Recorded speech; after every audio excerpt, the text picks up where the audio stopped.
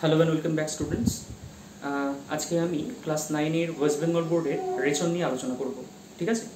আচ্ছা, দেখো, তোমাদেরকে পুষ্টির সেকেন্ড পার্টে আমি বলেছিলাম যে জীবদেহের মধ্যে অনবরত বিভিন্ন রাসায়নিক বিক্রিয়াগুলো ঘটে চলেছে, তাই কি না? এবং সেই রাসায়নিক বিক্রিয়াগুলোকেই আমরা সমষ্টিগতভাবে কি বলছিলাম না বিপাক বলছিলাম। এবং সেই বিপাককে আমরা দুটো ক্যাটাগরির মধ্যে ভাগ করেছিলাম। একটাকে বলছিলাম উপচিতি বিপাক, আরেকটাকে বলছিলাম আমরা অপচিতি বিপাক। অবশ্যই উপচিতি বিপাকের ফলে জীবদেহের শুষ্ক ওজন বৃদ্ধি পাবে এবং অপচিতি বিপাকের ফলে জীবদেহের শুষ্ক ওজন হ্রাস পাবে। উপচিতির ফলে বৃদ্ধি পাবে এবং অপচিতির ফলে হ্রাস পাবে। এবং অপচিতি বিপাক প্রক্রিয়ায় সাধারণত জীবদেহের মধ্যে অনবরত বিভিন্ন রাসায়নিক পদার্থ অর্থাৎ বিভিন্ন টক্সিক সাবস্টেন্সের উৎপত্তি লাভ ঘটে। এবং সেই টক্সিক সাবস্টেন্সগুলো সামগ্রিকভাবে যদি জীবদেহের মধ্যে জমা থাকে তাহলে জীবদেহের অন্যান্য বিভিন্ন শারীরবৃত্তীয় প্রক্রিয়াগুলো ক্ষতিগ্রস্ত হবে। তাই জন্য সেই বিপাকজাত দূষিত পদার্থগুলোকে অপসারণ করা জীবদেহের অন্যতম একটা প্রধান ভূমিকা, অন্যতম প্রধান একটা দায়িত্ব, অন্যতম প্রধান একটা কাজ। তো সেটাকেই আমরা বলে থাকি হচ্ছে রেচন। ঠিক আছে? অর্থাৎ রেচন কাকে বলে? যে পদ্ধতিতে সাধারণত জীবদেহের অপচিতি বিপাক ক্রিয়ার ফলে উৎপন্ন বিভিন্ন ক্ষতিকর পদার্থ বা দূষিত পদার্থগুলো দেহের মধ্যে সামগ্রিকভাবে জমা থাকে অথবা দেহ থেকে নির্গত হবে, সেটাকেই আমরা এক কথায় বলে থাকবো রেচন। ঠিক আছে? দেখো, দেহের মধ্যে সামগ্রিকভাবে জমা থাকে বলতে কার ক্ষেত্রে বললাম? উদ্ভিদের ক্ষেত্রে। আমাদের যেমন নির্দিষ্ট রেচন অঙ্গ রয়েছে, আমাদের কেন প্রত্যেকটা অর্গানিজমের ক্ষেত্রে আমরা নির্দিষ্ট রেচন অঙ্গ দেখতে পাই। সেই রেচন অঙ্গের মাধ্যমে তারা দেহের মধ্যে বিপাক ক্রিয়ার ফলে উৎপন্ন যে দূষিত পদার্থগুলো সেগুলোর অপসারণ ঘটাবে। কিন্তু উদ্ভিদের ক্ষেত্রে তো সেরকম কোনো রেচন অঙ্গ নেই, তাই জন্য তারা হয়তোবা পত্রমোচন, হয়তোবা বাকল মোচন, হয়তোবা ফলমোচনের মাধ্যমে সেই সমস্ত রেচন পদার্থগুলো নির্গমন ঘটাবে। তবে সেটা হচ্ছে কিছু কিছু ইন্টারভালে হয়, কিছু কিছু রেগুলার ইন্টারভালের মধ্যে সেটা হয়। মানে অ্যাট ফার্স্ট সেগুলোকে সামগ্রিকভাবে দেহের মধ্যে জমা থাকে এবং একটা নির্দিষ্ট টাইমের ইন্টারভালে সেই সমস্ত পদার্থগুলোর নিষ্কাশন ঘটায় বা অপসারণ ঘটায়। কেমন? আচ্ছা, দেখো, রেচন আমাদের দেহের মধ্যে জলসাম্য নিয়ন্ত্রণের ক্ষেত্রে একটা গুরুত্বপূর্ণ ভূমিকা পালন করে। আমরা কি করি, যখন হচ্ছে আমাদের শরীরে জলের চাহিদা হয় তখন আমরা তৃষ্ণা অনুভব করি। আমাদের মস্তিষ্কের মধ্যে একটা পোর্শন রয়েছে, যে পোর্শনটাকে হচ্ছে আমরা হাইপোথ্যালামাস বলে থাকি। সেই হাইপোথ্যালামাসের মধ্যে আমাদের ক্ষুধা সেন্টার, মানে হাঙ্গার সেন্টার আর থার্ড সেন্টারটা অবস্থান করছে। এবং সেই থার্ড সেন্টারের ক্রিয়াকলাপের ফলে আমরা সাধারণত আমাদের দেহে জলের চাহিদাটাকে অনুভব করি এবং সেই মোমেন্টে আমরা জল পান করি। আবার ধরো, যখন এক্সেস পরিমাণ জল আমাদের শরীরের মধ্যে হয়ে যাবে তখন সেগুলোকে সামগ্রিকভাবে আমরা ঘামরূপে হোক বা মূত্ররূপে দেহের বাইরে নির্গমন করি, তাই তো? মূত্র জীবদেহের বিপাক ক্রিয়ার ফলে উৎপন্ন হয়। কোষের মধ্যে থেকে এটা উৎপন্ন হচ্ছে, কোষের মধ্যে বিপাক ক্রিয়ার ফলে সাধারণত মূত্র উৎপন্ন হচ্ছে, তাই জন্য মূত্র কিন্তু রেচন পদার্থ এবং মল কিন্তু কখনোই রেচন পদার্থ নয়। কেন? কারণ মল দেহের বর্জ্য পদার্থ, কিন্তু সেই বর্জ্য পদার্থটা কখনোই বিপাক ক্রিয়ার ফলে উৎপন্ন হচ্ছে না। সাধারণত আমরা যে খাদ্যটা হজম করতে পারি না, ডাইজেস্ট করতে পারি না, সেটাই অপাচ্য খাদ্যবস্তু রূপে সাধারণত দেহের বাইরে বহিষ্করণ ঘটে, দেহের বাইরে সেটার বহিষ্করণ ঘটে এবং সেটাকেই আমরা বলে থাকি এক কথায় কি না, ধরো মল, তাই তো? তাহলে মল গিয়ে হচ্ছে একটা বর্জ্য পদার্থ, কিন্তু ওটা কিন্তু কখনো রেচন পদার্থ নয়। কিন্তু অপরপক্ষে হচ্ছে আমরা মূত্র, যেহেতু জীবদেহের বিপাক ক্রিয়ার ফলে উৎপন্ন হচ্ছে, তাই জন্য মূত্র কিন্তু অবশ্যই রেচন পদার্থ প্লাস বর্জ্য পদার্থ। কেমন? আচ্ছা, তাহলে কি হলো, দেখো, ঘাম রূপে বা এদিক থেকে মূত্র রূপে আমরা দেহের মধ্যে অতিরিক্ত যে জলটা সেই জলের বহির্নির্গমন ঘটাই, তাই কি না? নির্গমন ঘটিয়ে দিচ্ছি। তো যার দরুন কি হলো, যে দেহের যে জলসাম্য অবস্থা, সেই জলসাম্য অবস্থাটা কিন্তু বজায় থাকছে। কেমন? আচ্ছা, মনে রাখবে, রেচন আমাদের শরীরের জন্য ভীষণ গুরুত্বপূর্ণ একটা শারীরবৃত্তীয় প্রক্রিয়া। কারণ রেচনের ফলে কি ঘটছে, এক তো তোমার জীবদেহের যে বিপাকীয় বর্জ্যগুলো, সেই বর্জ্যগুলো দেহ থেকে অপসারিত হচ্ছে এবং অপসারণের ফলে জীবদেহ সামগ্রিকভাবে সুস্থ, স্বাভাবিক, সতেজ থাকতে পারছে। আর সেকেন্ড আরেকটা কথা মনে রাখবে, ইকোলজিতে একটা টার্ম রয়েছে, যে টার্মটার নাম হচ্ছে জৈব ভূরাসায়নিক চক্র। সেই জৈব ভূরাসায়নিক চক্রের মধ্যে কি বলে, ধরো, জীবদেহ সৃষ্টির জন্য বা জীবের দেহের প্রোটোপ্লাজমের মধ্যে বিভিন্ন ধরনের ফর্মিং এলিমেন্টসগুলো রয়েছে, যার মধ্যে আমরা কার্বন পেতে পারি, হাইড্রোজেন পেতে পারি, অক্সিজেন, নাইট্রোজেন, সালফার, ফসফরাস, এরকম বিভিন্ন ধরনের পদার্থগুলো পেয়ে থাকি, তাই কি না? এই বিভিন্ন পদার্থগুলো সামগ্রিকভাবে কি হলো, যে মনে করো দেহের মধ্যে হচ্ছে একটা টাইমে কি হলো, ঢুকছে, আবার মানে আমরা অবশ্যই পরিবেশ থেকে সেগুলোকে গ্রহণ করছি, দেহের মধ্যে সেগুলো প্রবেশ করছে, আবার একটা টাইমে কি হবে, দেহ থেকে সেগুলো বহির্নির্গমন করছে, অর্থাৎ এইভাবে যে প্রত্যেকটা জীবদেহ গঠনকারী বিভিন্ন মৌলগুলো পরিবেশ থেকে জীবদেহে এবং জীবদেহ থেকে পরিবেশে চলে যাওয়ার বা পরিবেশের মধ্যে আবর্তনের এই যে ঘটনা, এই ঘটনাটাকেই আমরা কি বলে থাকছি হচ্ছে তোমার জৈব ভূরাসায়নিক চক্র। এবং এই জৈব ভূরাসায়নিক চক্র নিয়ন্ত্রণের ক্ষেত্রেও রেচনের খুব গুরুত্বপূর্ণ ভূমিকা রয়েছে। আমরা যখন রেচন পদার্থগুলো ত্যাগ করি তখন নাইট্রোজেন থেকে শুরু করে কার্বন থেকে শুরু করে অন্যান্য বিপাক্রিয়ার ফলে উৎপন্ন এই পদার্থগুলো শরীর মানে পরিবেশের মধ্যে নিক্ষেপিত হয়, ফলে এই জৈব ভূরাসায়নিক চক্র কিন্তু স্বাভাবিকভাবে সুস্থ এবং সতেজ থাকছে। কেমন? আচ্ছা, তো দেখো আমরা এবার হচ্ছে সাধারণত উদ্ভিদের যে হচ্ছে প্রধান রেচন অঙ্গ বা উদ্ভিদের যে কিভাবে রেচন প্রক্রিয়াগুলো সাধিত হয় সেই জিনিসগুলো নিয়ে আমরা এক এক করে আলোচনা করব।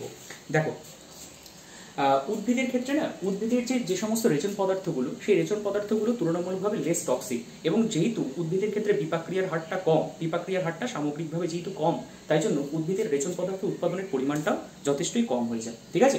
আর উদ্ভিদের রেচন পদার্থগুলো কি বললাম, তুলনামূলকভাবে লেস টক্সিক। তো উদ্ভিদ যেহেতু সামগ্রিকভাবে তাদের দেহের মধ্যে এই রেচন পদার্থগুলো জমা থাকে, একটা রেগুলার ইন্টারভাল পর তারা এগুলোর নির্গমন ঘটায়, তাই জন্য তাদের যে নিষ্কাশন পদ্ধতি, সেই নিষ্কাশন পদ্ধতিগুলোকে আমরা 3 ভাগে ভাগ করছি। ঠিক আছে? কি কি 3টা ভাগ? একটাকে আমরা বলে থাকছি মূলত পত্রমোচন, মানে বুঝতেই পারছো পাতাগুলোকে তারা মোচন করে দিচ্ছে বা পাতার মোচন ঘটাচ্ছে। একটাকে আমরা বলতে পারছি হচ্ছে ছাল মোচন, অর্থাৎ বাকল মোচন, বাকলগুলোকে তারা পরিত্যাগ করছে। এবং আরেকটাকে আমরা বলে থাকি ফল মোচন, অর্থাৎ যে ফলগুলো, ধরো লেবু বলো, তেঁতুল বলো, এই জাতীয় যে ফলগুলো, সেই ফলগুলো নির্গমন ঘটাচ্ছে। কেমন? তাই উদ্ভিদের রেচন পদার্থ ত্যাগের পদ্ধতিগুলোকে আমরা 3 ভাগে ভাগ করে থাকি। একটাকে আমরা বলতে পারি কি পত্রমোচন, যার মাধ্যমে ধরো পর্ণমোচী বৃক্ষ যেগুলো থাকে বা এদিক থেকে চিরহরিৎ বৃক্ষ যেগুলো থাকে, সেই সমস্ত বৃক্ষগুলো বছরের একটা নির্দিষ্ট সময় অন্তর অন্তর তোমার ধরো গাছের পাতা ঝরিয়ে ফেলে। যেগুলো পর্ণমোচী সেগুলো একটা বছরের নির্দিষ্ট সময় অন্তর গাছের পাতা ঝরিয়ে ফেলে, কিন্তু যেগুলো চিরহরিৎ বৃক্ষ, সেই চিরহরিৎ বৃক্ষগুলো কি হয় না, সাধারণত প্রত্যেক দিনই অল্প বিস্তার করে করে কিছু পাতা ঝরিয়ে ফেলে। এইভাবে তারা রেচন পদার্থগুলোকে ত্যাগ করতে পারে, তাই কি না? যেমন হচ্ছে আমরা পর্ণমোচীর ক্ষেত্রে যদি বলি, তাহলে পর্ণমোচীর ক্ষেত্রে তোমার ধরো শিরীষ হতে পারে, বাবলা হতে পারে, হ্যাঁ। আর এদিক থেকে চিরহরিৎ তো তোমরা জানো, চিরহরিৎ যেগুলো নিম বলো বা এদিক থেকে হচ্ছে নর্মালি অর্জুন বলো, ছাতিম বলো, এগুলো সাধারণত বহুবর্ষজীবী চিরহরিৎ জাতীয় উদ্ভিদ। এরা প্রত্যেক দিনই বা প্রত্যেক সময়ে অল্প বিস্তার কিছু কিছু পাতাগুলোকে ত্যাগ করে বা পাতার মোচন ঘটায়, যার ফলে তাদের দেহকে স্বাভাবিক রাখার একটা চেষ্টা করে। ঠিক আছে?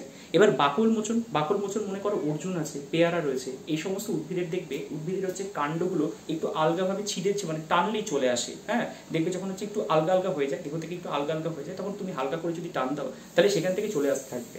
কেন চলে আসতে থাকবে? কারণ সেগুলো হচ্ছে তাদের রেচন পদার্থ। ওগুলো যদি উদ্ভিদ সেগুলোকে হচ্ছে নির্গমন ঘটাতে পারে, তাহলে নির্গমন ঘটালে উদ্ভিদ দেহটা স্বাভাবিকভাবে সুস্থ থাকবে। তাই জন্য সেগুলোকে নির্গমন ঘটানোর মাধ্যমে দেহকে স্বাভাবিকভাবে সুস্থ রাখতে পারছে। আর আরেকটা হয় ধরো ফলমোচন, ধরো লেবু আছে, তেঁতুল আছে, আমরা এই সমস্ত ফলগুলো যখন হচ্ছে সাধারণভাবে উদ্ভিদ ত্যাগ করে দিচ্ছে, তখন তার মধ্যে জমে থাকা বিভিন্ন জৈব অ্যাসিডগুলো, সেই জৈব অ্যাসিডগুলোরও বহির্নির্গমন ঘটায়। জৈব অ্যাসিডগুলোর বহির্নির্গমন ঘটাচ্ছে, ফলে উদ্ভিদ দেহ সামগ্রিকভাবে সুস্থ, স্বাভাবিক এবং সতেজ থাকতে পারছে। ঠিক আছে? আচ্ছা, মনে রাখবে উদ্ভিদের যে রেচন পদার্থ, এখানে যাতে ভিডিওটা লেন্থি না হয় তাই জন্য আমি আগেই ড্র করে রেখেছি, তো আমি এই জায়গাটার মধ্যে ড্র করছি, একটু বোঝার চেষ্টা করছি। ঠিক আছে? উদ্ভিদের রেচন পদার্থগুলোকে, এটা আমরা বলছি উদ্ভিদ রেচন পদার্থ। উদ্ভিদের রেচন পদার্থগুলোকে আমরা সামগ্রিকভাবে 2টো ভাগে ভাগ করতে পারি। একটাকে হচ্ছে আমরা বলতে পারি নাইট্রোজেন যুক্ত রেচন পদার্থ, আর একটাকে আমরা বলে থাকি নাইট্রোজেন বিহীন রেচন পদার্থ। একটাকে আমরা বললাম কি নাইট্রোজেন যুক্ত রেচন পদার্থ, আর আরেকটাকে বলছি নাইট্রোজেন বিহীন রেচন পদার্থ। নাইট্রোজেন যেগুলো যুক্ত রেচন পদার্থ, সেগুলোর মধ্যে বিভিন্ন উপক্ষার, যেমন কুইনাইন, রেসাপিন, তারপর ধরো হচ্ছে ডাটুরিন, অ্যাট্রোফিন, থেইন, ক্যাফিন, এই জাতীয় উপক্ষারগুলো থাকে।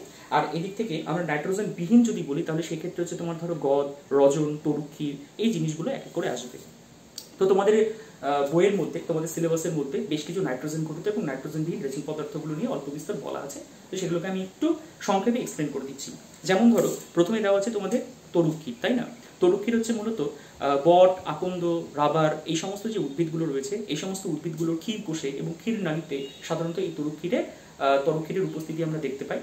এবং তরুক্ষীর কিন্তু বাণিজ্যিক দিক থেকে বা অর্থনৈতিক দিক থেকে খুবই উপকারী। কেন কিনা, ধরো হচ্ছে তোমরা হিবিয়া ব্রাসিলিয়েন্সিস, এটার নাম শুনেছো, এটা হচ্ছে রাবার, হ্যাঁ। এই রাবার থেকে আমরা বাণিজ্যিকভাবে রাবার প্রস্তুত করতে পারি। এছাড়া পেঁপে গাছের যে তরুক্ষীর, যেটাকে আমরা প্যাপাইন বলে থাকি, সেই প্যাপাইন থেকে প্রোটিন ডাইজেশন হতে পারে। আবার ধরো ভেনিজুয়েলাতে ব্রোসিমাম গ্যালাক্টোডেন্ড্রন বলে একটা উদ্ভিদ রয়েছে, ব্রোসিমাম গ্যালাক্টোডেন্ড্রন বলে একটা উদ্ভিদ রয়েছে, তার যে তরুক্ষীরটা সেটা হচ্ছে দুধের বিকল্প হিসাবে ব্যবহার করা হয়, ব্যবহার করা হয়ে থাকে। এছাড়াও তোমরা দেখো, যদি হচ্ছে গদের কথা যদি আমরা বলি, তাহলে গদ হচ্ছে সজিনা বলো, শিরীষ বলো, বাবলা বলো, এই সমস্ত উদ্ভিদের থেকে সাধারণত আমরা গদটা পেতে পারি। এবং গদটা সাধারণত বুক বাইন্ডিং অর্থাৎ বই বাঁধাইয়ের ক্ষেত্রে বেশি কার্যকারী হয়ে দাঁড়ায়, তাই কি না? আচ্ছা, নেক্সট ধরো আমরা যদি বলি গদ হচ্ছে মনে রাখবে মূলত প্রকৃতপক্ষে কিন্তু একটা কার্বোহাইড্রেট, জটিল কার্বোহাইড্রেট। তারপরে আমরা যদি আসি ধরো হচ্ছে রজন, রজন হচ্ছে শাল বলো পাইন বলো এই সমস্ত উদ্ভিদের রজননালীতে, কাণ্ডের রজননালীতে সাধারণত আমরা এই রজনের উপস্থিতি দেখতে পাই। আর রজন মূলত ধুনো প্রস্তুতিতে বা এদিক থেকে হচ্ছে কাঠের জিনিসপত্র বা বিভিন্ন কাঠের আসবাবপত্র যে পালিশ করে, তো সেই পলিশিংয়ের ক্ষেত্রে সাধারণত রজনটাকে ব্যবহার করা হয়। এবার নেক্সট ধরো আমরা যদি বলি হচ্ছে ট্যানিন, ট্যানিন তাহলে কোথা থেকে পাচ্ছি, হরিতকি বলো বহেরা বলো এই সমস্ত উদ্ভিদ থেকে আমরা হচ্ছে ট্যানিন পেতে পারি। এবং ট্যানিন সাধারণত হচ্ছে চামড়া টান করার ক্ষেত্রে ব্যবহার করা হয়, চামড়া টান করার ক্ষেত্রে ব্যবহার করা হয়। এবং ট্যানিন কিন্তু মনে রাখবে এক প্রকার কার্বনযুক্ত রেচন পদার্থ, কার্বনযুক্ত একটা রেচন পদার্থের নাম তোমাদেরকে আসতে পারে এবং সেটা মনে রাখতে হবে কিনা ট্যানিন। ঠিক আছে, নেক্সট আমরা আসছি ধরো উপক্ষার। উপক্ষার হচ্ছে বললামই উদ্ভিদের যেগুলো নাইট্রোজেন যুক্ত রেচন পদার্থ, সেই নাইট্রোজেন যুক্ত রেচন পদার্থগুলোকে আমরা উপক্ষার বলে থাকছি। এবং সেই উপক্ষারগুলোর মধ্যে কি কি হতে পারে, ধরো আমরা প্রথমে যদি বলি হচ্ছে রেসারপিন, রেসারপিন আমরা কোথা থেকে পেয়ে থাকি, সর্পগন্ধ উদ্ভিদ থেকে পেয়ে থাকি। এবং সর্পগন্ধ উদ্ভিদ থেকে প্রাপ্ত এই যে উপক্ষারটা, সেই উপক্ষারটা মূলত আমাদের উচ্চ রক্তচাপ লাঘব করে, তাই কি না? উচ্চ রক্তচাপ কমানোর ক্ষেত্রে এটাকে আমরা ব্যবহার করে থাকি। নেক্সট ধরো শিংকোনা থেকে হচ্ছে আমরা কি পাবো, কুইনাইন পাবো, এগুলো ছোটবেলা থেকেই পড়েছো। সেই কুইনাইন আমাদের কি করবে, কুইনাইন আমাদের যেটা ম্যালেরিয়ার ওষুধ তৈরির ক্ষেত্রে ব্যবহার করা হবে। আবার এদিক থেকে ধরো আমরা বেলেডোনা উদ্ভিদ থেকে কি পাবো, অ্যাট্রোপিন পাবো, অ্যাট্রোপিন পাবো, যে অ্যাট্রোপিনটা মূলত আমাদের যে তারারন্ধ্র, চোখের অংশ, সেই তারারন্ধ্র প্রসারণের ক্ষেত্রে সাহায্য করবে। আবার ধরো থেইন বলো বা ক্যাফিন বলো, যেটা আমরা কি না চা থেকে পেয়ে থাকি বা এদিক থেকে কফি থেকে পেয়ে থাকি, সেগুলো হচ্ছে আমাদের উত্তেজক পদার্থ হিসাবে এবং মুড চেঞ্জার হিসাবে কাজ করবে। ঠিক আছে, আবার এদিক থেকে তোমার ধরো ডাটুরিন, ডাটুরিন যেটা আমরা ধুতরা গাছ থেকে পেয়ে থাকি এবং সেটা ব্যথার উপর মানে তোমার হাঁপানির ওষুধ তৈরির ক্ষেত্রে হচ্ছে এটাকে ব্যবহার করা হয়ে থাকে। ঠিক আছে, এরকম আবার ধরো হচ্ছে মরফিন যদি বলি, মরফিন হচ্ছে আমরা আফিম থেকে পেয়ে থাকি এবং যেটা ব্যথানাশক হিসাবে কাজ করে। তো এরকম বেশ কিছু উপকার তোমাদের সিলেবাসের মধ্যে দেওয়া রয়েছে, এগুলো থেকে কি পড়তে হবে, জাস্ট তাদের কাজটা কি, তারা কি ভূমিকাগুলো প্লে করছে, এটাই মেনলি ইম্পর্টেন্ট। আর এদিক থেকে রাবার আমরা কোথা থেকে পাচ্ছি, বা হচ্ছে এদিক থেকে কার্বনযুক্ত একটা রেচন পদার্থের নাম, এই জাতীয় কোয়েশ্চেনগুলো তোমাদের ক্ষেত্রে ইম্পর্টেন্ট। ঠিক আছে, আচ্ছা, কিন্তু অ্যাজ সাচ বড় কোয়েশ্চেন এখান থেকে তোমরা পাবে না। যেগুলো এবার পরে আমি ঢুকছি, তাহলে আমাদের মোটামুটিভাবে উদ্ভিদের যে রেচন পদার্থগুলো এবং রেচন পদার্থ ত্যাগের যে পদ্ধতিগুলো, সেই জিনিস নিয়ে আমরা এক এক করে আলোচনা করলাম। তো এখন আমরা সবচেয়ে গুরুত্বপূর্ণ পোর্শন নিয়ে আলোচনা করব, যেটাকে আমরা বলে থাকছি যে সাধারণত বিভিন্ন প্রাণীদের রেচন অঙ্গ।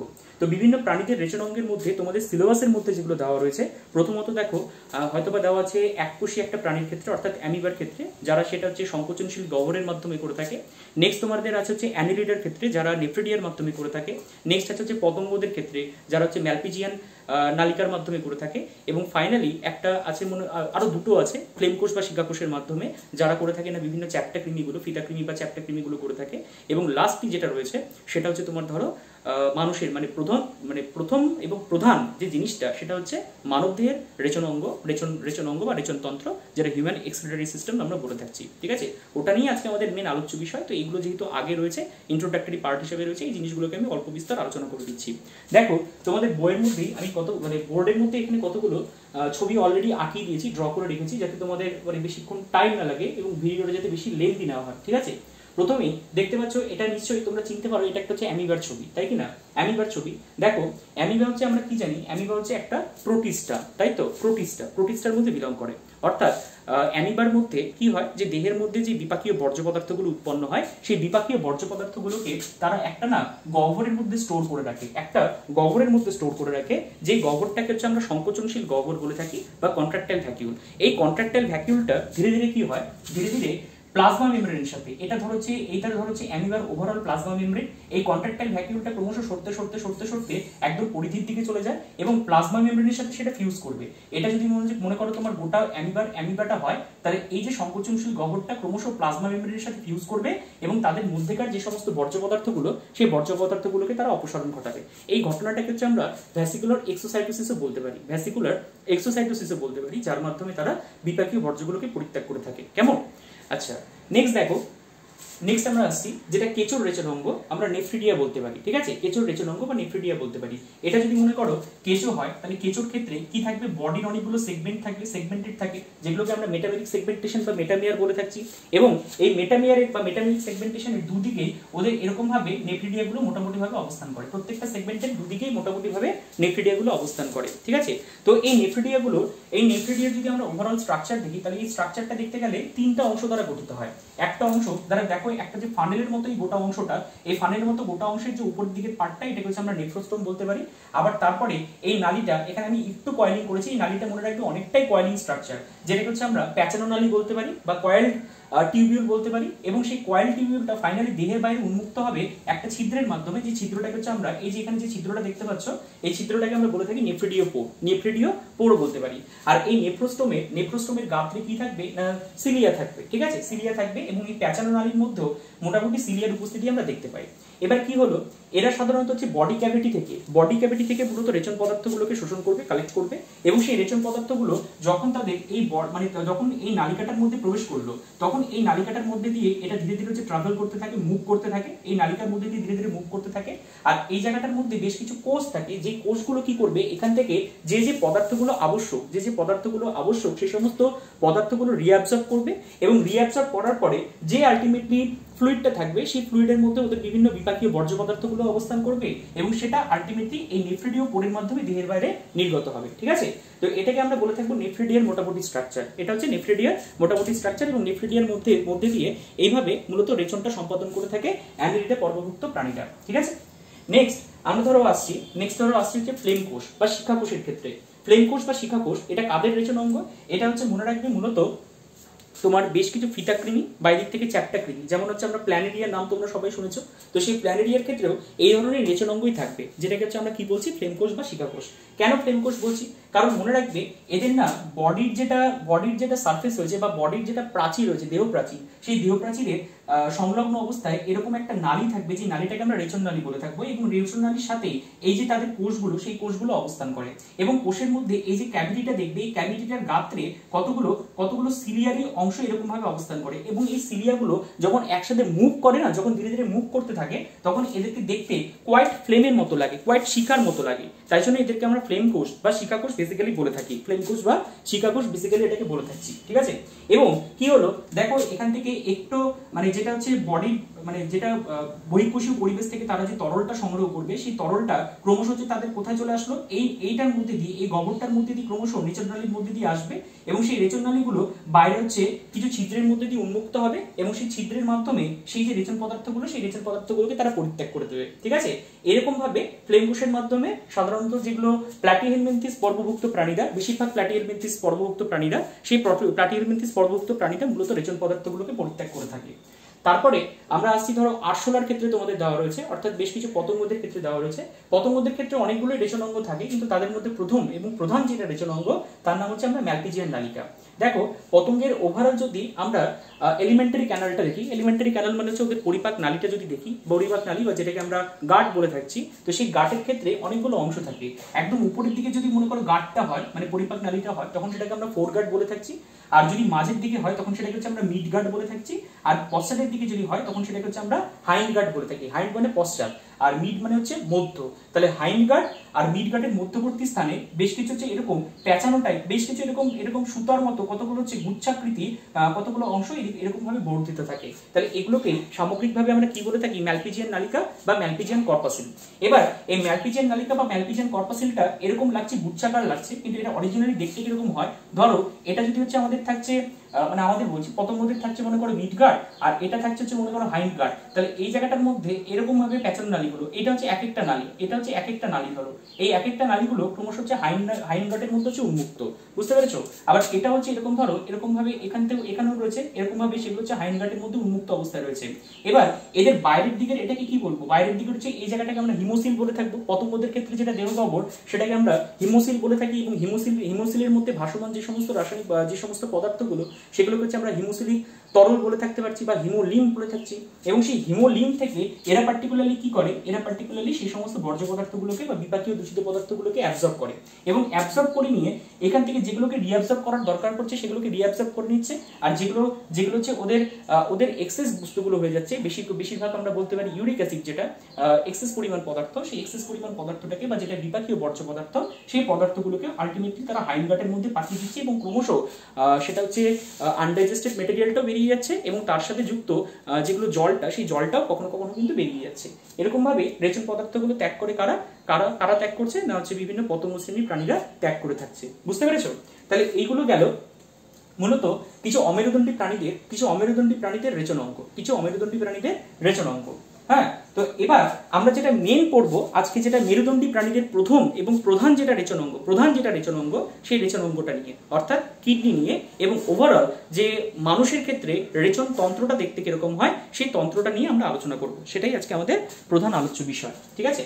তো আমি এগুলোকে মুছে দিচ্ছি এবং চলে যাচ্ছি যে সাধারণত মানুষের রেচন তন্ত্র দেখতে কিরকম হয়, বা মানুষের রেচনতন্ত্র কি কি দ্বারা গঠিত, পার্টিকুলারলি কি কি দ্বারা গঠিত, সেই জিনিসটা নিয়ে আমি আলোচনা করব।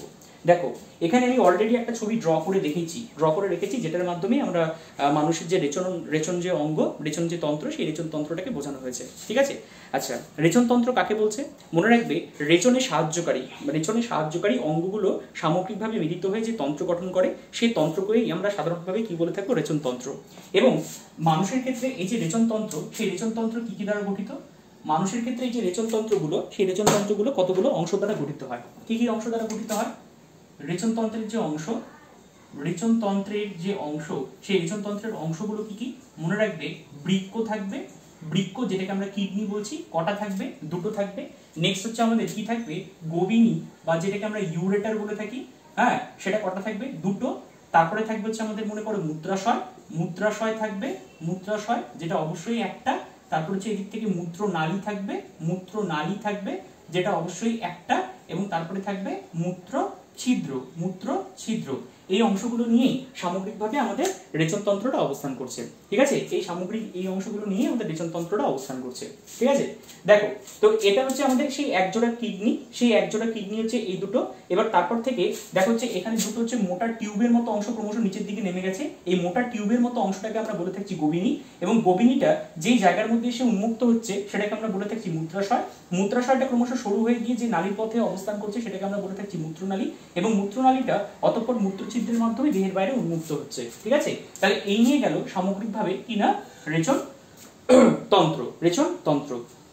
এবার দেখো, আমি রেচনতন্ত্রের প্রথম এবং প্রধান যেটা অঙ্গ সেটা নিয়ে আলোচনা করছি। ফার্স্টে দেখো হচ্ছে কিডনি নিয়ে আলোচনা করছি। কিডনি দেখতে হচ্ছে তোমরা নিশ্চয়ই এই যে শেপটা, এই শেপটার সাথে ফ্যামিলিয়ার, অর্থাৎ এই শেপটা কি না হচ্ছে শিংবীজের মতো আকৃতি, তাই কি না? এই শেপটা দেখতে অনেকটা শিংবীজের মতো হচ্ছে, তাই তো। এবং এর যে দৈর্ঘ্য যদি দেখো, এই যে ওভারঅল কিডনিটার যদি দৈর্ঘ্য দেখো, তাহলে হচ্ছে মোটামুটি 11 সেন্টিমিটারের মতো হয়ে থাকবে। 11 সেন্টিমিটারের মতো হচ্ছে এটা মোটামুটি ভাবে হয়ে থাকবে। আর 5 সেন্টিমিটারের মতো এটা চওড়া হয়ে থাকবে, আর থিকেনিংটা ধরা হয়ে থাকে 3 সেন্টিমিটারের মতো। তাহলে 11/5/3 এই হচ্ছে কিডনির ওভারঅল রেঞ্জটা, ঠিক আছে। এবার কিডনি কোথায় অবস্থান করছে? মনে করো আমি যদি হচ্ছে এরকম সাইডে দাঁড়াই, তাহলে এই দিক দিয়ে গেছে আমাদের কি? এদিক দিয়ে গেছে, পিছন দিক দিয়ে গেছে আমাদের ভার্টিব্রাল কলাম, যেটাকে আমরা মেরুদণ্ড বা কশেরুকা বলে থাকছি, তাই কি না? এবং সেই কশেরুকার কতগুলো ডিস্টিংক্ট জোন আছে, তোমরা নিশ্চয়ই ছোটবেলায় পড়ে এসছো, যেগুলোকে আমরা সার্ভাইকাল বলে থাকছি, থোরাসিক বলে থাকছি, লাম্বার, স্যাক্রাল, কক্সিজিয়াল, তাই তো। Cervical, thoracic, lumbar, sacral and coccygeal or coccygeal. তো থোরাসিক অঞ্চলের যেগুলো 12 থোরাসিক ভার্টিব্রা, সেই 12 থোরাসিক ভার্টিব্রা থেকে লাম্বারের 1 2 3 মনে করো এটা যদি হচ্ছে মনে করো আমাদের কশেরুকাটা হয়, তাহলে এই জায়গাটাকে হচ্ছে আমরা বলে থাকছি সার্ভাইকাল। তারপরে থাকবে হচ্ছে থোরাসিক, তারপরে থাকবে হচ্ছে লাম্বার, তারপরে থাকবে স্যাক্রাল, তারপরে থাকবে হচ্ছে ককাইজিয়াল অর কক্সিজিয়াল, ঠিক আছে। এবার এটা আরেকটু নিচে অবধি আসবে, ধরো এরকম হচ্ছে যদি থোরাসিক ভার্টিব্রা দেখি, তাহলে তার সংখ্যা হচ্ছে 12। আর এদিক থেকে লাম্বারের ক্ষেত্রে আমি বলছি 1 2 3। তাহলে এই যে 12 থেকে 3, এই যে রেঞ্জটা, এই যে জায়গাটা, এই যে রিলেটিভ পজিশনটা, এই জায়গার মধ্যেই এক্স্যাক্টলি আমাদের দুটো কিডনি অবস্থান করছে। দেখো কিডনির ক্ষেত্রে তোমাদেরকে মানে তোমরা যখন ওই দিক থেকে মানে আমি যখন এদিকে ড্র করছি, এখানে ড্র করছি, তখন কিন্তু এদিকে একটা কিডনি আছি, এদিকে একটা কিডনি আছি। আমার মনে হতে পারে এটা কিন্তু ডান কিডনি, এটা কিন্তু বাঁ কিডনি, বাট এটা কিন্তু হয় না। তোমাকে এটা মিরর রিফ্লেকশন হিসেবে ভাবতে হবে। যখন তুমি ওই দিক থেকে আমাকে এদিকে দেখছো, তাহলে আমার ডান কিডনিটা কোথায় থাকবে? এই সাইডের দিকে থাকবে। তো তাহলে এই লোকেশনটা, তাহলে হিসাব মতো এই যে কিডনিটা হচ্ছে ডান কিডনি, আর এই যে কিডনিটা হচ্ছে আমাদের বাম কিডনি। মানে এটা ডান দিক হবে, এটা বাম দিক হবে। তাহলে এই দিকেরটা হচ্ছে ডান কিডনি হবে, আর এই দিকেরটা হচ্ছে বাম কিডনি হবে। আশা করি আমি বোঝাতে পারলাম। তাহলে ডান কিডনিটা মনে রাখবে ডান কিডনিটা এটা যদি হচ্ছে বাম কিডনিটা হয়, এটা যদি ডান কিডনিটা হয়, তাহলে ডান কিডনিটা একটু স্লো ডাউনে থাকবে, মানে একটু নিচের দিকে থাকবে, আর বাম কিডনিটা একটু উপরের দিকে থাকবে। কেন এই বিষয়টা হচ্ছে? কারণ মনে রাখবে ডান কিডনিকে ফোর্সফুলি কেউ নিচের দিকে চাপিয়ে দিচ্ছে। কে ফোর্সফুলি নিচের দিকে চাপিয়ে দিচ্ছে? সেটা অবশ্যই আগের দিন দেখেছিলে লিভার রয়েছে, তাই কি না? লিভার রয়েছে, এবং লিভারের ঠিক এই সাইডের দিকে আমাদের কিডনিটা অবস্থান করছে, রাইট কিডনিটা অবস্থান করছে। তাহলে এই লিভারের জন্য এই ডান কিডনিটা ক্রমশ নিচের দিকে নেমে যাচ্ছে, বুঝতে পেরেছো? তাহলে এই গেল কিডনির রিলেটিভ পজিশনটা। এবার কিডনি থেকে দুটো নালী ক্রমশ নিচের দিকে যে নেমে গেছে সেটাকে আমি কি বললাম? গোবিনী, যারা মূত্রকে ক্রমশ বহন করে নিয়ে আসছে, তার নিচের দিকে থাকবে মূত্রাশয়, যেখানে মূত্রটা সামগ্রিকভাবে জমা থাকবে, মূত্রনালীর মধ্যে দিয়ে মূত্র ছিদ্র হয়ে সাধারণত মূত্রটা দেহের বাইরে নির্গমন ঘটবে, তাই কিনা? আচ্ছা, এবার দেখো তো বৃক্কের ক্ষেত্রে আমরা যদি আল্ট্রা স্ট্রাকচারটা দেখি, মানে বৃক্কের অংশটাকে যদি আমরা জুম করি, বা বৃক্কটাকে যদি আমরা এলএস করি হচ্ছে লংগিটিউডিনাল সেকশন। মনে করো এটা হচ্ছে বৃক্কটা, তো এটা বৃক্কটা তুমি ধরো এইভাবে একটা তরমুজ তোমার হাতের সামনে রয়েছে। এবার সেই তরমুজটাকে তুমি লম্বালম্বি ভাবে কেটে দিলে তুমি ভেতরের দিকে তার কি কি পোর্শন গুলো দেখতে পাচ্ছ, সেটাই আমরা এখন ডিসকাস করতে চলছি অ্যাবাউট দ্য কিডনি, ঠিক আছে? তাহলে মনে রাখবে এই যে প্রত্যেকটা বৃক্কের এইদিকে, মানে এই সাইড হচ্ছে একটা অবতল অংশ থাকছে, এই সাইডটা হচ্ছে উত্তল আর এই সাইডেরটা হচ্ছে অবতল। এই যে অবতল অংশটা থাকছে, এই অবতল অংশটাকে আমরা কি বলে থাকি? হাইলাম বলে থাকছি। কি বলছি? হাইলাম বলে থাকছি। আর এই জায়গাটার মধ্যে এই গোটা বৃক্কের এই জায়গাটা হচ্ছে একটা হার্ড প্রোটেক্টিং কভারিং, বা হচ্ছে টিস্যু লেয়ারের কভারিং থাকবে, টিস্যুর কভারিং থাকবে, কলার কভারিং থাকবে, সেটাকে হচ্ছে আমরা বলে থাকবো কিনা ক্যাপসুল। তাহলে বাইরের দিকে এই যে পোর্শনটা, এই পোর্শনটা হচ্ছে কি হলো? ক্যাপসুল। যেটা এটা বৃক্ক রিলেটেড, তাই জন্য এটাকে আমরা রেনাল ক্যাপসুল বলে থাকছি, ঠিক আছে? রেনাল ক্যাপসুল বলে থাকছি। এবার বৃক্কের যদি আমরা ভেতরের দিকে প্রবেশ করি, তাহলে আমরা দেখতে পাবো বৃক্কের ভেতরে দুটো ডিস্টিংক্ট জোন থাকছে, একটা জোন যেটা ভেতরের দিকে থাকছে আর একটা জোন যেটা বাইরের দিকে থাকছে। দেখো আমি সেটাকে সবুজ ডটেড দিয়ে চিহ্নিতকরণ করেছি, আর এই ভেতরের পোর্শনটা তো বুঝতেই পারছো।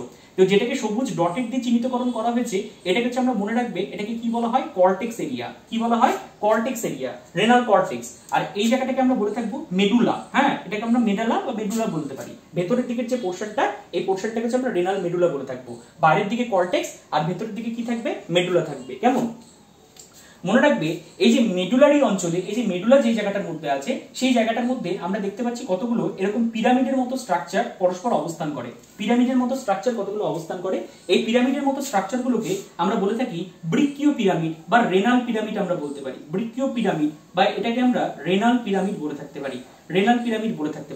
রেনাল পিরামিডে যে অংশটা কর্টেক্সের দিকে ফেস করছে, সেই অংশটা তুলনামূলকভাবে একটু প্রশস্ত হবে, আর যে অংশটা ক্রমশ ভেতরের দিকে বা একটু ভেতরের দিকে ফেস করছে, সেই অংশটা তুলনামূলকভাবে ন্যারো হয়ে গেছে, সংকীর্ণ হয়ে গেছে। কেমন? আচ্ছা, মনে রাখবে কর্টেক্সের কিছু কিছু অংশ এই যে রেনাল পিরামিডের যে মধ্যবর্তী, সেই মধ্যবর্তী পোর্শনটাতে ঢুকে গেছে, এবং এই জায়গায় যে স্ট্রাকচার বা যে সংগঠনটা তৈরি করছে তাকে ডাক্ট অফ ভার্টিনি বলা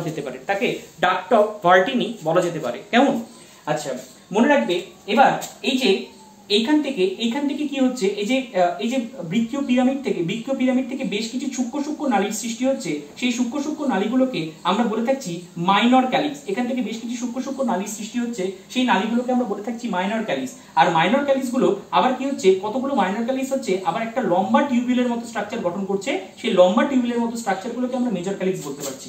ধরো এখানে আমি দেখাচ্ছি, সাপোজ এটা হচ্ছে মনে করো মাইনর ক্যালিক্স, এটা হচ্ছে মাইনর ক্যালিক্স। এবার এই মাইনর ক্যালিক্স গুলো যখন বাইরের দিকে আসছে, তখন তুলনামূলকভাবে স্ফীত নালীটা গঠন করছে। এই নালীটাকে হচ্ছে আমরা বলে থাকবো মেজর ক্যালিক্স। বোঝা গেল? তাহলে মাইনর ক্যালিক্স আর মেজর ক্যালিক্সে এটা হচ্ছে মোটামুটি ভাবে ডিফারেন্সিয়েটেড করা যাচ্ছে। এবার এইখান থেকে কি হচ্ছে, ধরো এবার এই জায়গাটা থেকে একটা হচ্ছে এরকম ট্যাপারিং অংশ, বা বলতে পারছি আমরা একটা ফানেল লাইক অংশ, এইভাবে ক্রমশ নিচের দিকে নেমে গেছে।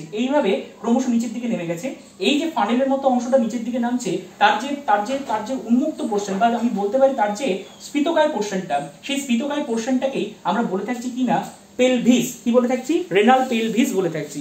এবং সেই পেলভিসটা ক্রমশ যখন সংকীর্ণ হয়ে নিচের দিকে নামার চেষ্টা করছে, তখনই সেটাকে আমরা নাম দিয়ে ফেলেছি কিনা গোবিনী। গোবিনী নামকরণ করে ফেলেছি। বুঝতে পেরেছো? তাহলে কি হলো যে এখানে থাকছে মাইনর ক্যালিক্স এর পরে দেন মেজর ক্যালিক্স, আর মেজর ক্যালিক্সটা ক্রমশ আবার স্ফীতকায় হয়ে ক্রমশ নিচের দিকে নেমে গেছে, এবং এই জায়গাটাকে আমরা বলে থাকছি কি পেলভিস, আর সেটা ক্রমশ যখন নিচে সরু হয়ে গেছে তখন আমরা তাকে বলছি গোবিনী। কেমন? আচ্ছা, মনে রাখবে এই যে বৃক্কের দিকে একটা আর্টারি ক্রমশ ভেতরের দিকে প্রবেশ করে। আর্টারি মানে হচ্ছে এই ভেতরের দিকে প্রবেশ করবে, যেটা হচ্ছে যেটা কিনা অক্সিজেন যুক্ত রক্তের সাপ্লাইটা দেবে বৃক্ককে এবং পুষ্টিতে সাপ্লাই দিয়ে থাকবে। তো সেটাকে আমরা বলে থাকবো রেনাল আর্টারি বলবো বা বৃক্কীয় ধমনী বলতে পারবো। এবং বৃক্ক থেকে যেগুলো দূষিত পদার্থগুলো উৎপন্ন হচ্ছে, সেই দূষিত পদার্থগুলো আবার হচ্ছে ব্যাক টু ব্লাডের মধ্যে চলে আসছে বা শিরার মধ্যে দিয়ে সাধারণত হচ্ছে আবার ফিরে আসছে। তো এটাকে এই যে নীল রঙের যে অংশটা, সেই নীল রঙের অংশটাকে আমরা বৃক্কীয় শিরা বলছি। তাহলে এটাকে হচ্ছে আমরা বৃক্কীয় ধমনী আর এদিকেটাকে বৃক্কীয় শিরা। আর এই নিয়ে গেল হচ্ছে ওভারঅল কি না বৃক্ক। বুঝতে পেরেছো? আশা করি বৃক্ক সম্পর্কে মোটামুটি ভাবে একটা জটলা ক্লিয়ার হয়েছে। আচ্ছা, বৃক্ক কি কাজ করে? বৃক্কের মেন কাজ মনে রাখবে মূত্র উৎপাদন করা। মেন কাজই মনে রাখবে মূত্র উৎপাদন করা। কারণ বৃক্কের এই যে কর্টেক্স অঞ্চল আর এদিক থেকে কর্টেক্স আর মিডলের মধ্যবর্তী অঞ্চল জুড়ে সাধারণত বৃক্কের মেন যে গঠনগত এবং কার্যগত unit, that is the nephron, সেই নেফ্রন এই জায়গাটার মধ্যে রিসাইড করে। এবং প্রত্যেকটা বৃক্কের মধ্যে প্রায় 10 লক্ষ করে নেফ্রন থাকে। এক একটা বৃক্কের মধ্যে নেফ্রনের সংখ্যা নিয়ার অ্যাবাউট 10 লাখ। ঠিক আছে, দুটো বৃক্ক মিলিয়ে সেটা 20 লাখ হয়ে যাবে। কেমন? তাহলে সেই নেফ্রনের মধ্যেই আলটিমেটলি মূত্র উৎপন্ন হয় এবং সেই মূত্রটা ক্রমশ এইভাবে হচ্ছে নির্গমন ঘটতে থাকে, ক্রমশ এইভাবে বাইরের দিকে নির্গমন ঘটতে থাকে। তাহলে বৃক্কের মধ্যে নেফ্রনের ক্রিয়াকলাপের ফলে মেনলি কি উৎপন্ন হয় না মূত্র উৎপাদন হয়, তাই তো?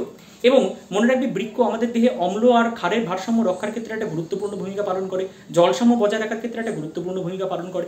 এছাড়া মনে রাখবে বৃক্কের মধ্যে দুটো মেন হরমোনের প্রোডাকশন হয়। বৃক্কের মধ্যে একটা নির্দিষ্ট পোর্শন রয়েছে যেটাকে আমরা জেজিএ বলে থাকি। জেজিএ জাস্ট গ্লোমেরুলার অ্যাপারেটাস। যখন হচ্ছে আমরা মোটামুটি ভাবে নেফ্রন নিয়ে আলোচনা করব সেই সময় আমি এই বিষয়টাকে ক্লিয়ার করে দেবো। তো মনে রাখবে, তো জেজিএ থেকে দু ধরনের হরমোন খরিত হয়। একটাকে হচ্ছে আমরা রেনিন বলে থাকছি আর একটাকে এরিথ্রোপয়েটিন। তোমরা রেনিন নামটা আগেও শুনেছো, যেটা হচ্ছে তোমার ওই যে দুগ্ধ প্রোটিন, সেই দুগ্ধ প্রোটিনকে বিশ্লেষণ করতে যেটা চায় সেটা কিন্তু হচ্ছে রেনিন না, রেনিন। সেটা রেনিন, বসনরা একার দন্তন নয় হর্ষি দন্তন্য বা RENNIN, রেনিন। ঠিক আছে, কিন্তু এটা কিন্তু শুধুমাত্র রেনিন। ঠিক আছে, রেনিন একটা কাজ করে যেটাকে হচ্ছে আমরা বলে থাকি রেনিন RAAS পাথওয়ে বলে থাকতে পারি। RAAS পাথওয়ে, যেটাকে রেনিন অ্যানজিওটেনসিন অ্যালডোস্টেরন পাথওয়ে। এটা একটা জটিল একটা পাথওয়ে আছে, যার মাধ্যমে মনে রাখবে সাধারণত আমাদের যে ব্লাড প্রেশারটা, সেই ব্লাড প্রেশারটা নিয়ন্ত্রিত হয়ে থাকে। রেনিন সাধারণত অ্যানজিওটেনসিন উৎপাদনের মাধ্যমে আমাদের যে ব্লাড প্রেশার, সেই ব্লাড প্রেশারটা নিয়ন্ত্রণের ক্ষেত্রে মুখ্য ভূমিকা পালন করে। আবার মনে রাখবে সাধারণত বৃক্ক থেকে যেটা এরিথ্রোপয়েটিন খরিত হয়, সেই এরিথ্রোপয়েটিনটা আরবিসি ক্রমপরিণতি ঘটাতে সাহায্য করে। আরবিসি অর্থাৎ লোহিত রক্তকণিকা, সেই লোহিত রক্তকণিকায় ক্রমপরিণতি ঘটাতে সাহায্য করছে।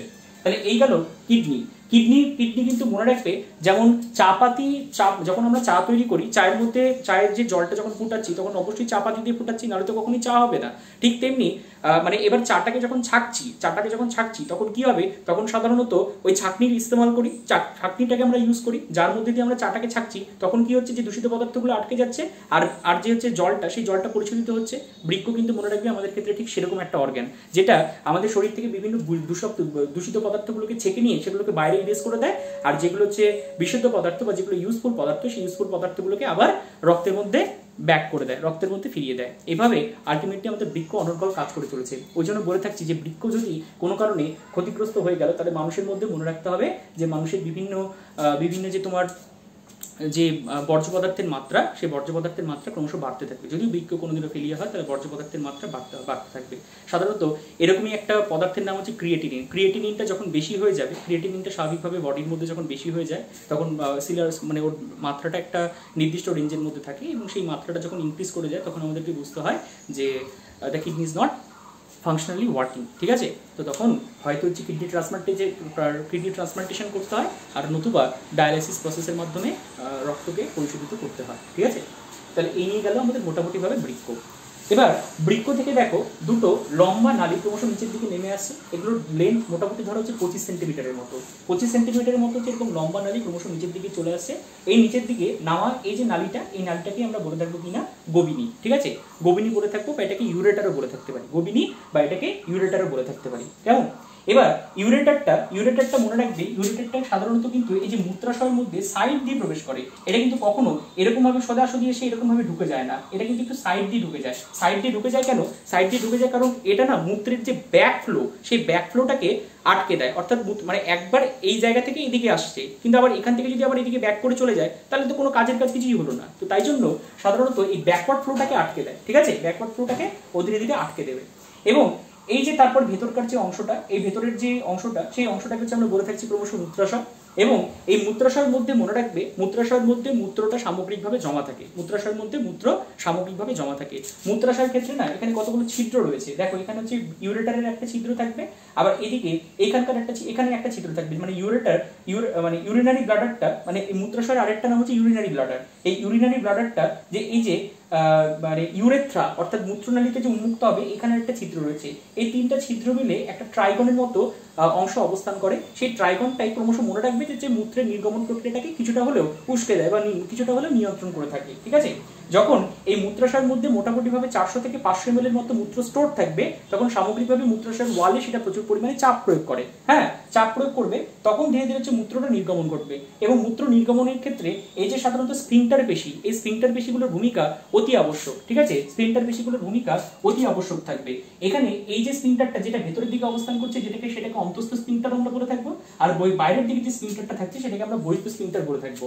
এই অন্তস্থ আর বহিঃস্থ স্ফিংটারের সংকোচন এবং প্রসারণ ক্রিয়ার উপরে সাধারণত নির্ভর করে মূত্রটা বাইরে নির্গমন হওয়া বা বহির্নির্গমন হওয়াটা। কেমন? আচ্ছা, মিকচুরেশন পদ্ধতি যেটাকে আমরা বলে থাকছি। তো দেখো এবার একটা কথা, যেটা হচ্ছে এই যে মূত্র তো এরকম ভাবে নির্গমন করছে, মহিলাদের ক্ষেত্রে যেটা মূত্রছিদ্র বা মূত্রনালী, যেটা মূত্রনালী আর জনননালী দুটো কিন্তু আলাদা, কিন্তু পুরুষদের ক্ষেত্রে মূত্রনালী এবং জনননালী একই থাকবে। পুরুষদের ক্ষেত্রে সাধারণত যেটাকে আমরা পেনিস বলে থাকছি বা লিঙ্গ বলে থাকছি, সেই লিঙ্গর মধ্যে দিয়ে আলটিমেটলি স্পার্মটাও প্রোডাকশন হবে, আবার এদিক থেকে স্পার্মটারও ট্রাভেল হবে বা সিমেনেরও ট্রাভেল হবে, আবার এদিক থেকে তোমার মূত্রেরও ট্রাভেল হবে। কিন্তু মানে যেটা মহিলাদের ক্ষেত্রে এই দুটো কিন্তু ডিফারেন্ট নালী, মূত্রনালীটা একটা আলাদা থাকবে আর এদিক থেকে জনননালীটা একটা আলাদা থাকবে। বুঝতে পেরেছো? তাহলে এই নিয়ে ওভারঅল গেল আমাদের রেচনতন্ত্র, এবং রেচনতন্ত্রের মাধ্যমে আমরা দেহের থেকে বিভিন্ন বিপাকীয় বর্জ্য পদার্থগুলোকে অপসারণ ঘটাবো এবং দেহকে সুস্থ, স্বাভাবিক, সতেজ রাখবো। ঠিক আছে, তাহলে আজকে এই পর্যন্তই। আশা করি হচ্ছে তোমরা এই ভিডিওটা বুঝতে পারলে। যদি কারোর কোনো সমস্যা থাকে, কোনো রকমের কোনো কোয়ারিজ যদি থাকে, তাহলে তোমরা অবশ্যই কমেন্ট সেকশনে জানাবে। ঠিক আছে, আর সবাই অবশ্যই ভালো থাকবে।